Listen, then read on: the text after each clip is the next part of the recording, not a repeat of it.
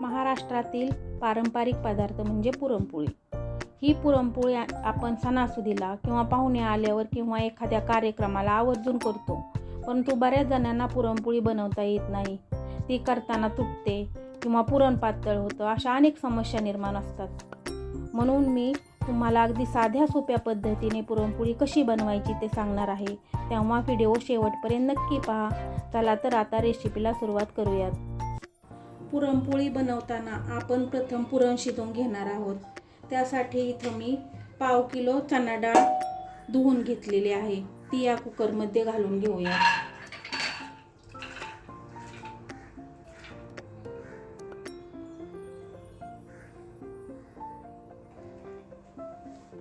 आता ह्यामध्ये आपल्याला पाणी घालायचे आहे.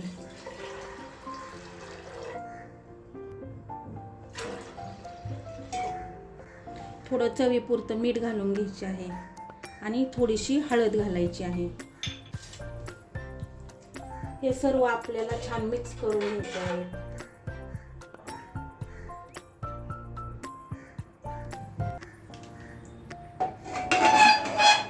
आणि झाकण लावून आपल्याला कुकरच्या 6 ते 7 शिट्ट्या काढायच्या आहेत. आपली डाळ शिजत आहे तोपर्यंत आता आपण पीठ मळून घेऊयात. पीठ मळण्यासाठी इथं मी 2 वाट्या कणिक घेतलेली आहे.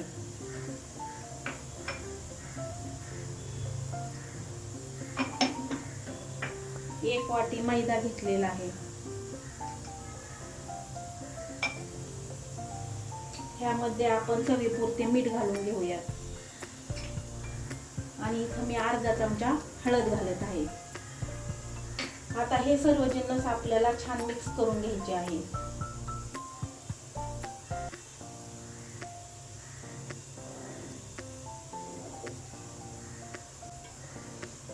मिक्स झाल्यानंतर ह्यामध्ये आपल्याला थोडं थोडं पाणी घालून त्याचा सैलसर असा एक गोळा बनवायचा आहे.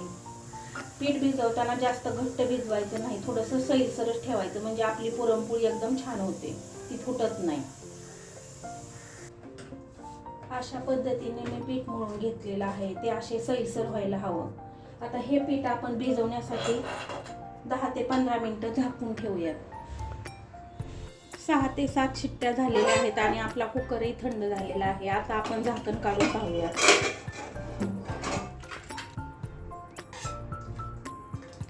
हे बघा, आपली डाळ एकदम छान मऊ शिजलेली आहे. ती अशी हाताने दाबल्यानंतर एकदम छान मऊ होत आहे. आता शिजलेली डाळ आपण एका चाळणीमध्ये काढून घेऊया.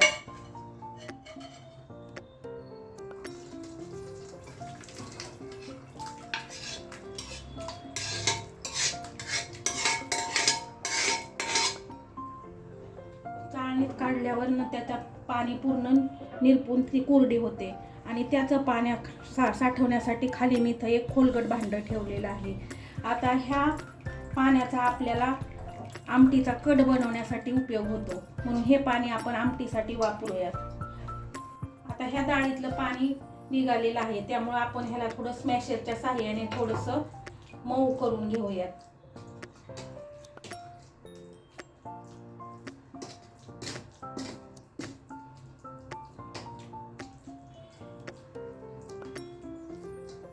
आता येथे मी एक कढई गरम करायला ठेवलेली आहे. त्यामध्ये आपण आपली सर्व डाळ काढून घेऊया.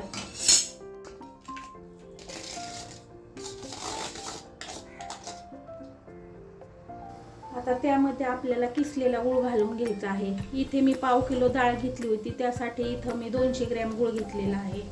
तुम्ही तुमच्या आवडीनुसार गोड कमी जास्त करू शकता. आता मी 2 चमचे साखर घालून घेत आहे. साखरेमुळे आपलं पुरण आहे ते एकदम मऊ होतं, कडक होत नाही. आणि ह्यामध्ये मी 1 चमचा वेलची पावडर घालून घेत आहे. आता हे सर्व मिश्रण आपल्याला छान मिक्स करून घ्यायचे आहे.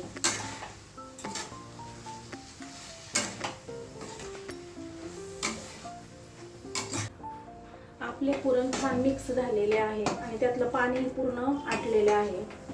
आता गॅस बंद करून त्याला थोडंसं थंड करून घेऊयात. आता पुरण वाटण्यासाठी इथं मी एक बाउल घेतलेला आहे. त्यामध्ये आपण अशी पुरण वाटण्याची चाळणी ठेवूया आणि त्यामध्ये आपण परतलेलं पुरण घालून घेऊया.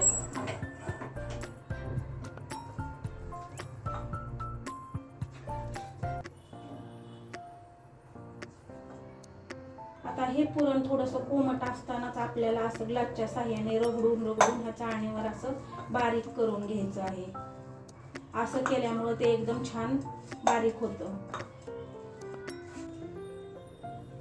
अशा प्रकारे मी येथे सर्व पुरण वाटून घेतलेलं आहे. ते एकदम छान आणि कोरडे झालेले आहे. 15 ते 20 मिनिटं झालेले आहेत आणि आपले पीठही छान भिजलेले आहे. आपण ह्याला थोडेसे मऊ करून घेऊयात.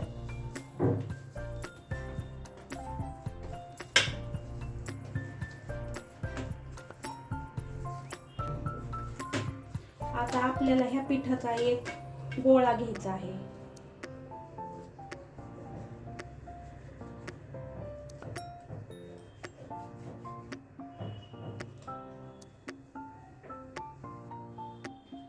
येथे मी कणकीचा गोळा जेवढा घेतला आहे तेवढाच पुरणाचा गोळा घेतलेला आहे. आता ही कणिक आपल्याला थोडंसं पिठामध्ये असे थोडंसं घोळवून घ्यायची आहे आणि आपल्याला ह्याची पारी बनवायची आहे.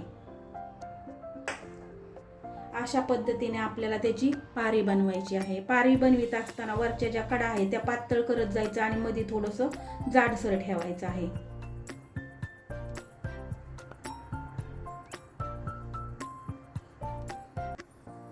अशा पद्धतीने आपल्याला पारी बनवून घ्यायची आहे. आता त्यामध्ये आपण हा पुरणाचा गोळा घालून घेऊयात आणि त्याला हाताने थोडंसं प्रेस करूयात. आता प्रेस करत असताना अंगठ्यानं आपल्याला हे पुरण आतमध्ये दाबायचं आहे आणि अशा कडा ह्या अशा वरती घ्यायच्या आहेत. अशा पद्धतीने आपल्याला हे उंडा बनवून घ्यायचा आहे.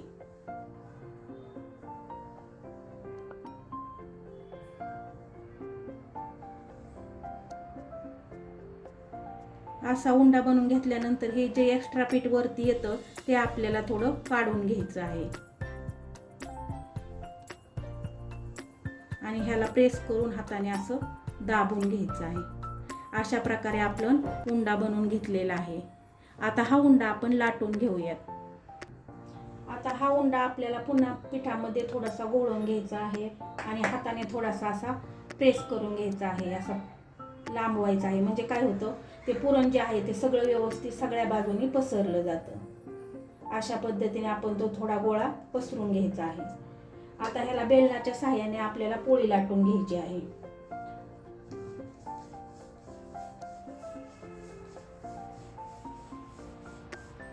अशा प्रकारे आपली पुरणाची पोळी लाटून तयार झालेली आहे.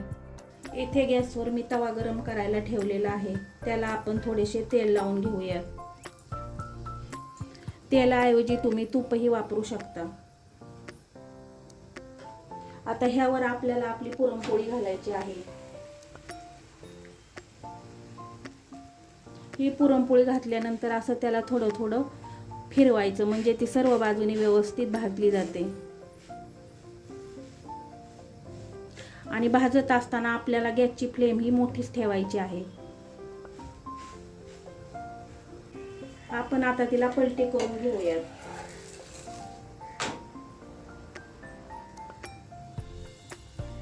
आणि दुसऱ्या बाजूने आपल्याला त्याच पद्धतीने पुरणपोळी भाजून घ्यायची आहे. असं गोलाकार फिरवलं की ती सर्व बाजूने व्यवस्थित भाजली जाते. आता ह्याला पुन्हा पलटी मारून घेऊयात आणि आता आपण ह्याला तेल लावून घेऊया.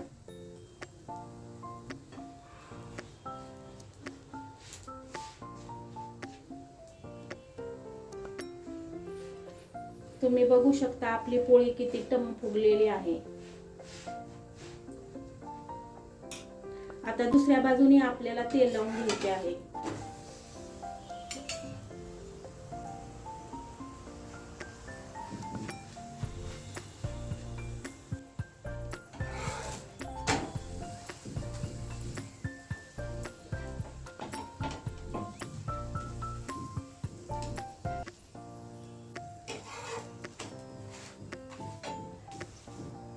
आता त्याची घडी करून आपण ती काढून घेऊया. अशा पद्धतीने आपली पुरणपोळी तयार आहे.